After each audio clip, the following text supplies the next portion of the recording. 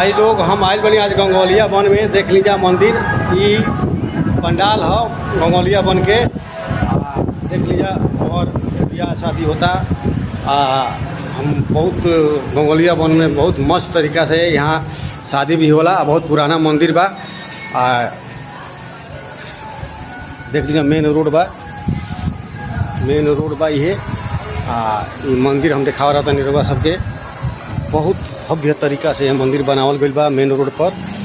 देख लीजिए यह मंदिर अभी ताला मारल बा।